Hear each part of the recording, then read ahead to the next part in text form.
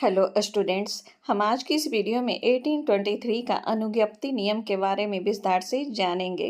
लेकिन आगे बढ़ने से पहले हम लोग कुछ बेसिक बातों को जान लेते हैं।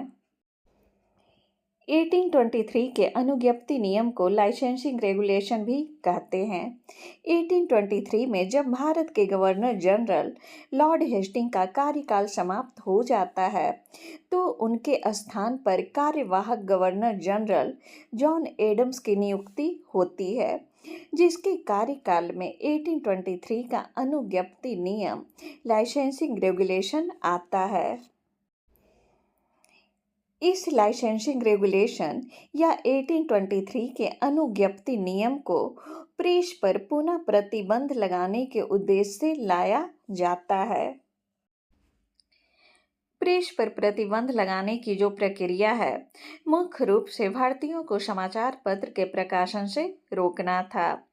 जो भारतीय भाषा में, देशी भाषा में समाचार पत्र प्रकाशित हो रहे थे, उन्हें बाधित करना था।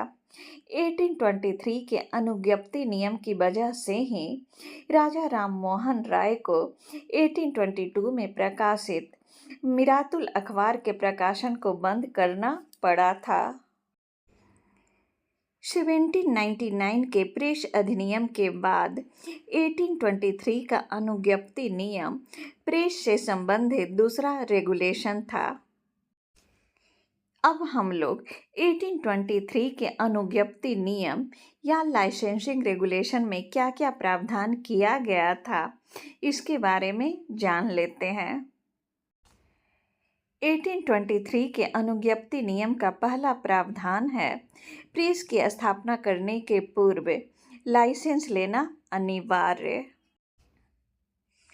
अगर किसी को प्रेस की स्थापना करनी है तो प्रेस की स्थापना करने के पूर्व लाइसेंस लेना अनिवार्य कर दिया गया। बिना लाइसेंस के अब किसी भी समाचार पत्र का प्रकाशन नहीं कर सकते हैं। नेक्स्ट है, प्रेस की स्थापना के लिए यदि कोई लाइसेंस नहीं लेता है तो सजा का प्रावधान। इस रेगुलेशन के द्वारा यदि कोई व्यक्ति प्रेस की स्थापना के लिए लाइसेंस नहीं लेता है तो उसे 400 रुपये का जुर्माना या कारावास की सजा का प्रावधान सुनिश्चित किया गया। नेक्स्ट है, प्रेस को जब्त करने का प्रावधान। अगर कोई लाइसेंस लिए बिना कार्य करता है तो प्रेस को जब्त कर लिया जाएगा। नेक्स्ट है, कभी भी किसी का भी लाइसेंस निरस्त करने का प्रावधान। यदि कोई लाइसेंस लेकर कार्य करता भी है, यदि सरकार चाहे तो कभी भी किसी का भी लाइसेंस निरस्त कर सकती है। इसी के साथ मेरा आज का वीडियो समाप्त होता है।